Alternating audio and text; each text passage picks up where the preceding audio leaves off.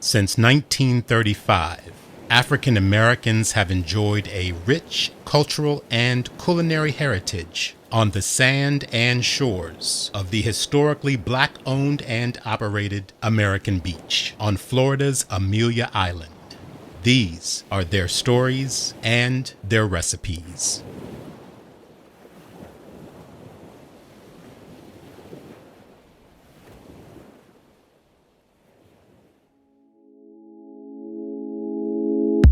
Sunday afternoons at the beach were different, where hundreds and hundreds of visitors from everywhere found the intersection of Lewis and Gregg Streets and the big parking lot an exciting place to be. There you would find people wearing bathing suit fashions of all kinds, automobiles of all kinds, alcohol and food aromas of all kinds, and people just having a partying good time. Located at the dead end of Lewis Street and nearby were popular places and restaurants. These businesses originated and accommodated the visitors. There was a place near the beach walkover called Sweet Tooth, where great smelling cotton candy was sold. There was El Patio for food, dancing, soft drinks, beer, and a photo booth.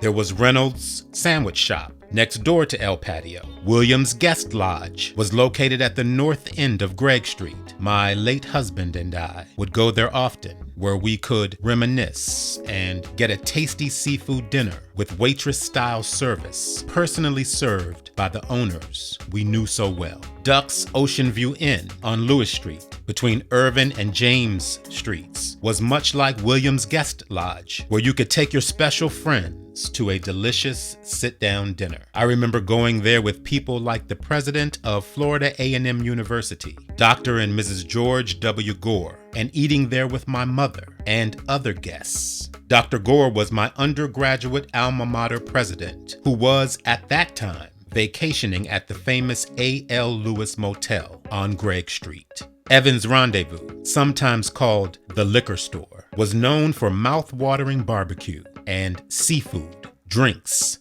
beer, liquor, and a patio out back facing the ocean. The Rendezvous was quite a place where social clubs and other groups often scheduled special events during other days of the week, excluding Sundays. On Sunday afternoons, there would be so many people, you had to edge your way to get through the sit-down and stand-up crowds. Then there was Dad and Chicks down the street, south of the Rendezvous, known for good food, soft drinks, and beer. We also claimed the Honey Dripper out on A1A. The beach was not the beach without the Honey Dripper, because this establishment had a bar and sold liquor just like the Rendezvous.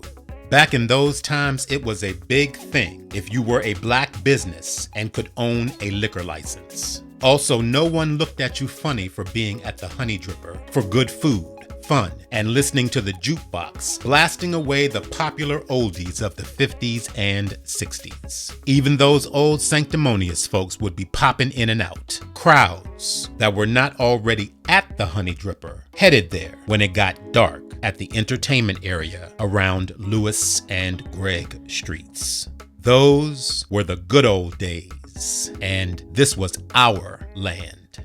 We were shut out of the white world by Jim Crow laws, but we were at home and felt safe and protected in our own world.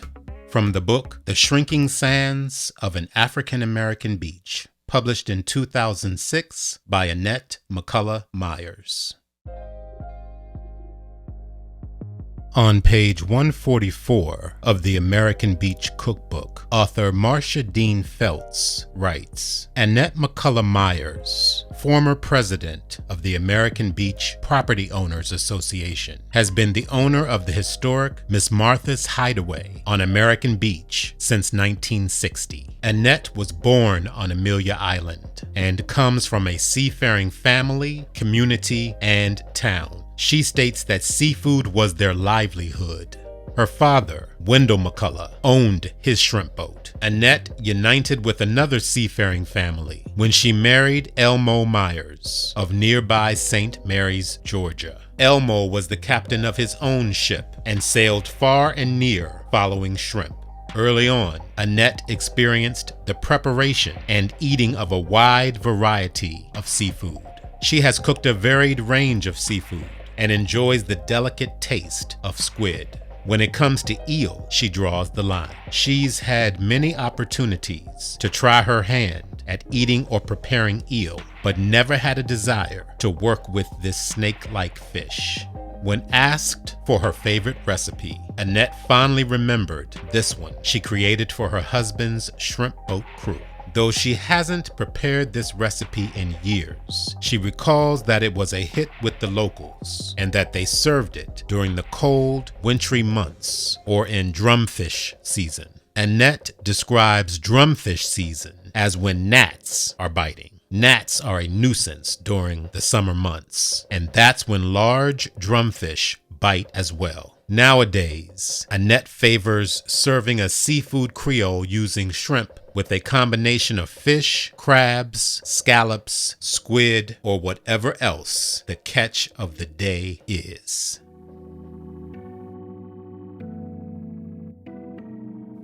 Seafood Creole, a recipe by Annette McCollough Myers.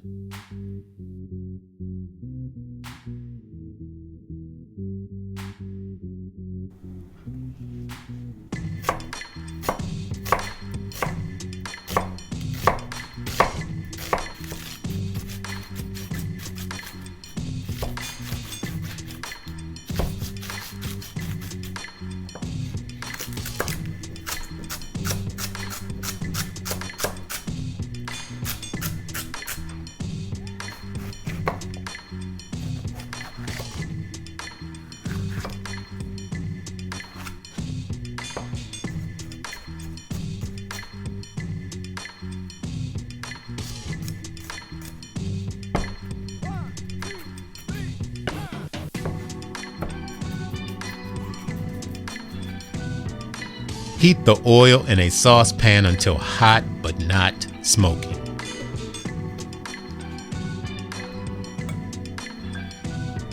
Sauté the bell pepper, onion, celery, and garlic until tender.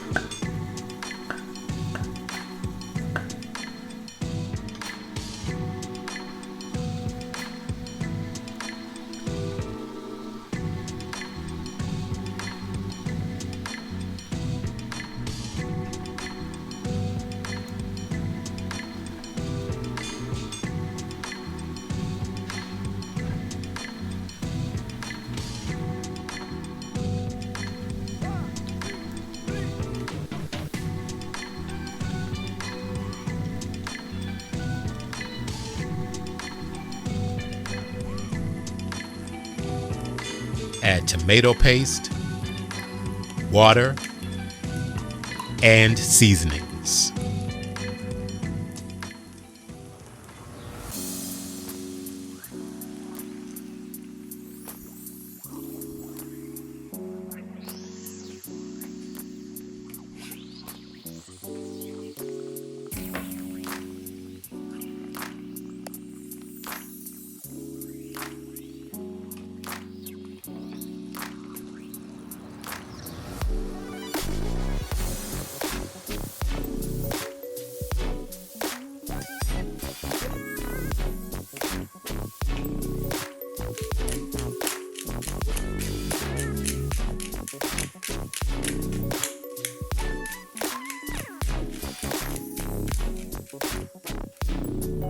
Simmer 15 minutes, stirring occasionally.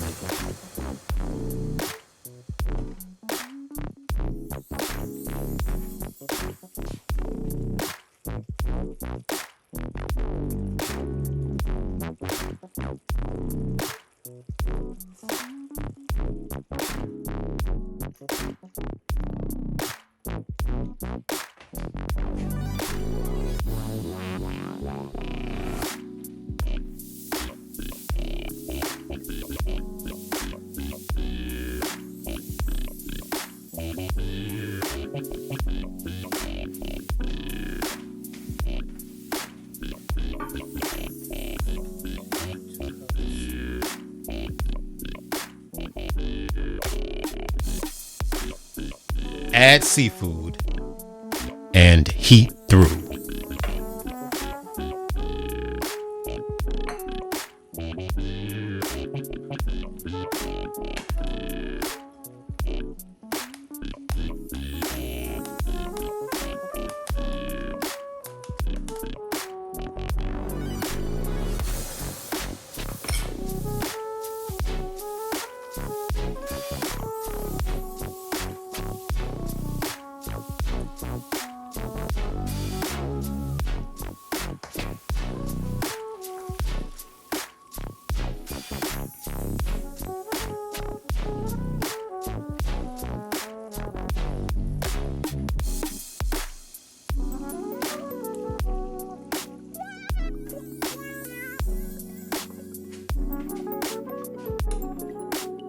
Serve over hot seasoned brown rice or other rice of your choice.